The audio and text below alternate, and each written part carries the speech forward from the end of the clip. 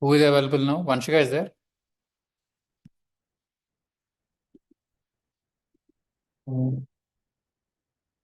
Yes, sir, we are there. Okay. I can start with her and then we'll go. Who is available now? Vanshika is there? You're able to see the screen? Yes, sir. Yes. Okay. No, is the screen visible? Yes, sir, we are there. Okay. I can start with her and then we'll go. Who is available now? Vanshika is there?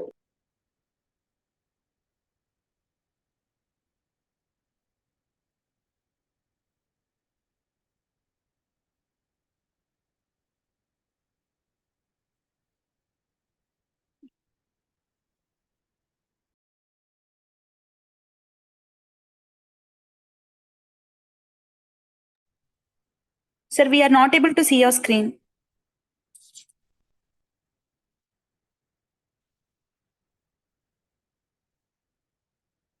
Is it visible now? Yes, sir. Yes. So this is a question. I'm not able to see your screen.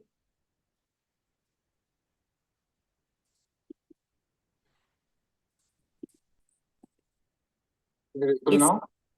Yes, Yes. sir. Visible. Yes. So this is a question. I'm not able to see your screen.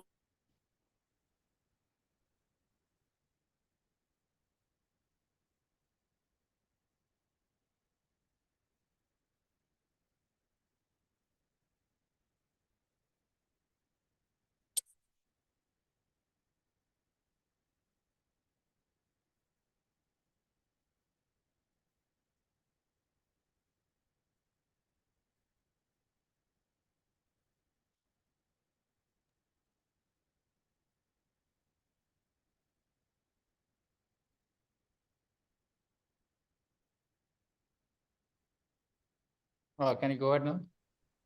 Yes, Yeah. sir. So this is Vanshika's paper. Okay. So question 2 is related to place of supply. The amount of conceptual clarity she has in this question is immense. So each and every point, like place of supply definition, place of supply conclusion, value of supply explain this provision, value of supply explanation, and then consideration. She has written like each case, like where she hasn't like left one single point also. Sir, can you scroll a bit, sir? Third page. Yes. So Vanshika, the thing is, you have missed one point in a question. The way they've asked, like if this value of ticket is 450, then wait 1 second, I'll take question paper. Yes. Will your answer be different if the price per ticket is fixed at 450? I think you haven't provided explanation related to that. That's why I've cut 2 marks in this. Okay, ma'am. So read question properly. Okay, it will fetch you 2 marks, hardly a 2 or 3 liner explanation. Because if something they're asking like in special, they'll be giving more marks for that. Okay? Read question properly. That's what I've told you guys to like mark it in question paper. What all things you will be like while writing the answer, what all things you think that you can forget. Okay. So this is related to place of supply. Sir, can you scroll a bit? So same in question number 2B. So why you haven't given explanation related to rule 8? They've asked, no, in question number 2B, they've asked, can the request of Mr. T be legally acceptable? If so, compute the acceptable value. You should give explanation first to the request, whether it is legally acceptable or not. Directly, you are going to compute the acceptable value. Okay. First, you have to give explanation to rule 8, whether it is legally acceptable or not. See, here they haven't provided any kind of explanation whether it is legally acceptable, whether importer has made a request, whether proper officer like has accepted his request or not. But you have to assume it. Assuming this Mr. T has made a request that he will be computing accessible value as per rule 8 and it has been accepted by the proper officer. So that's why it is legally acceptable.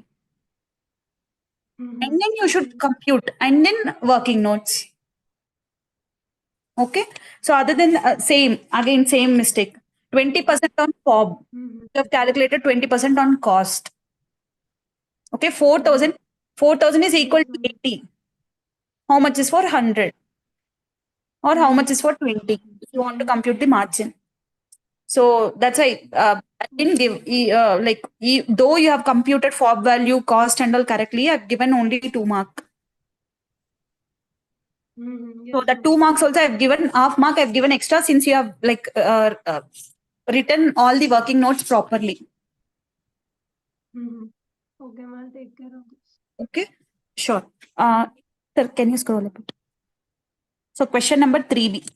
So here also you have good amount of conceptual clarity. Okay. The thing is, I wanted to tell you, when compared to your previous paper, the kind of presentation you have done and handwriting is also improved a lot. Now it is in presentable way. This is what I wanted. Yes, ma'am, because of you only. Yeah. So paper should be like this. Mm-hmm. Yes. Okay. So this also, like on conservative basis, I have deducted 1 mark. Okay. Okay. And then next question, sir. So here you have written provision where you have given explanation to the question. Where is the conclusion? And one more thing, Anshika, if possible, I know like it is for your understanding only. Don't write this like where you are writing this clear energy limited. Try to write it in the last paper.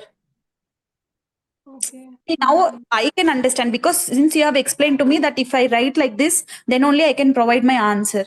But valuer don't like doesn't know, no. Mm-hmm. If possible, Yes, ma'am, write but it in like this. I think I write the facts given in question at the starting so that I don't have to go to the question again and again. This is like not required in this, but generally I do. You See, can either mention as facts. You can either mention facts of the question or use a working note. Matlab you're mixing it, no? So if you want to use a working note, just clearly mention working note, which is not to be evaluated. So that is yes, fine. Understand. Or facts of the question or provisions linked. So just keep it so that it doesn't look like your notes because it's looking like your handwritten notes in your notebook. So there has to be a clear difference in terms of presentation. Working note would do. You can just write a working note either at the beginning or at the end. Ideally, at the end would do, mean where you're leaving space for the solution. So that would do. Okay. Otherwise, it's fine. yes. Mm-hmm.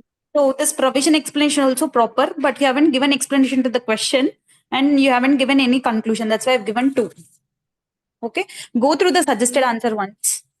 Okay. Okay. And this ISD question, I think you have solved all the ITC questions now. Why you haven't done mistakes? Why you have done mistakes? This concept I I have asked to. you to solve only ITC questions when I came. Yes, but I did not do. Why? I'll do. I've told you no. I think 3 times they have asked for 14 marks ISD question. What if they would have asked for 14 marks? Gone. Which is a simple question where like even 10 standard guy can understand this concept.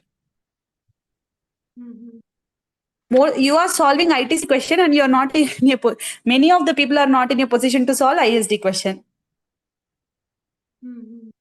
Okay, go through the concept and I think 2 or 3 questions are there in question bank. Solve each and every question. The thing is in ISD we'll be doing basic mistakes.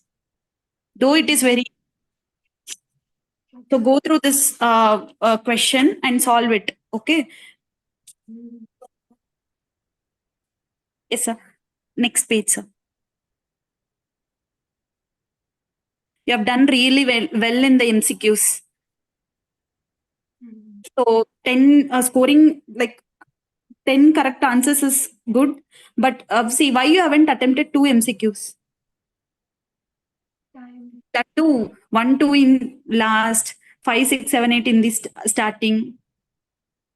Yes, ma'am, I was short of time, so I just That's what, at least did see, everything. hardly it would have taken 5 seconds. Don't read the question. I've asked you guys, no, don't leave any MCQ. If it is right, we'll fetch 2 marks, na? At least attempt it. Okay. So this is the thing. The next. Well, I have to interrupt here. Time and again, we're saying it. Even yesterday, I was pissed off with some of you. Very clearly, I'm saying MCQs should be attempted before 4 o'clock for sure.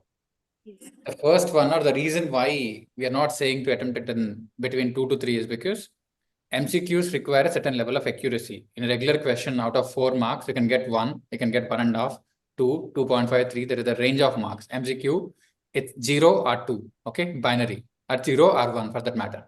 So you don't have the necessary accuracy in the first hour. In the third hour, you don't have time. First hour, you don't have accuracy. What is left out is the second hour. Very clearly attempt it. Don't make this. It's a very, very stupid mistake, unforgivable mistake, because MCQs are like bonus. So make sure you attempt it before 4 o'clock. Ideally 3:30 to 4. How do we approach it? The first 30 minutes, you're attempting one question. Next, one more question. If you attempt at least 2 questions before in the first 1 hour itself, 28 marks. These are the 2 questions you should be able to score at least 16 to 18 minimum, bare minimum. Next, 3 to 3:30, one more question. So by 3:30, you're attempting the 3 best questions in the denominator, which gives you a total of 42 marks, out of which you should be able to score 24 marks. Okay, by 3:30, this is the target. 3 questions, 3:30 should be done. And 3:30 to 4, you have MCQs, or even this 3 questions should not even take until 3:30. It will probably take you till 3:20 or something like that. So by 4 o'clock, 3 questions plus MCQ, denominator 72. So out of 72, you should be able to pass. If you're missing this equation, it gets really hard for you to clear in the third hour. So please understand that, please remember that. So don't write it mechanically. The whole idea of this exam is to make sure you keep grabbing as much marks as possible. The last 2 questions, it will be hard. We are not expecting much out of last 2 questions. If you know them, you'll get an exemption. Or if you know one of them properly, you'll get 50. If you don't know both of them, you'll still pass the paper. So this is very important, okay? Especially the time. And one exception, after writing 2 questions, if you're not very sure about the third question, then probably do MCQs from 3 to 3:30 itself. Sometimes you'll get some additional pointers in MCQs itself, which can be used in the answers also. So this is another advantage. Maximum 4, not beyond it, not even a minute beyond it. Either start at 3, either start after 2 questions or after 3 questions. That's about it. So it's a hard and fast rule. It does not change. It should not change. Am I clear with all of you? Yes, sir. Yeah, cool. Ujjwala can proceed. Yeah. Yes, sir. Next page, sir. So, in this question 4, I think you have forgot to quote subpart, right? Question 4, what? A, B, C, or again. So I want this mistake should not be repeated. They won't give you marks after writing 1.5 page explanation. What is the purpose of writing if you are not quoting right answer number? Yes, right. Okay? I forgot to like write that point. Okay, make it as like don't repeat this mistake again. Okay, so you have given explanation correctly, provision, explanation, question to the question, everything is fine. But in conclusion, it is not in the line with the provision which you have explained above. See, actually, OIDA services provider has provided some services to non-taxable online recipient. Since he is not, since he is a non-resident, then service provider has to pay tax under forward charge. This conclusion was in reverse in your case. Provision explanation is correct. This conclusion is different. Okay, go through the suggested answer. Okay. So in this question number 4B, I think calculation and all correct. You have done correctly, but you haven't provided explanation on metal waste, like how, like whether we should include in value of supply or not, what kind of rate like we should take. Okay, it is generated while doing job work, then we can include in the value of supply. All this explanation needs to be provided. And supply of services definition. See, job work, see, when you are providing any services or extra thing applied on other raw materials, then that is job work. This is basic definition which needs to be provided in each and every question of job work. Okay? That also you have missed. So, but like even in this question also you have done correctly, but these things you need to be taken care. Okay. Next page, sir. Again, baggage, I don't know. Baggage rules question is like bonus marks for everyone. I'm very disappointed in case of this question. Even when you are sleeping, if I ask any provision related to baggage rules, you should tell. It is practical thing, and there are no like hard and fast things to like remember. Mhm. So go through the entire question, solve. I think like hardly 11, 13 questions are there in the question bank. Solve each and every question.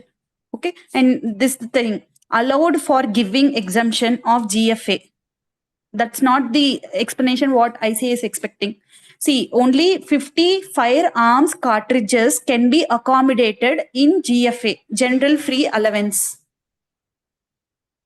Okay. Allowed for giving exemption means, see, in IDT, when you are quoting, I think in ITC questions also, many people have considered this employee-employer relationship is not a, it's not a, I think GST is not levied, not taxable. It's not taxable or not levied. It's not a supply. So you should be very careful when you are writing this exemption word, supply word, levy, taxable, non-taxable, zero rated.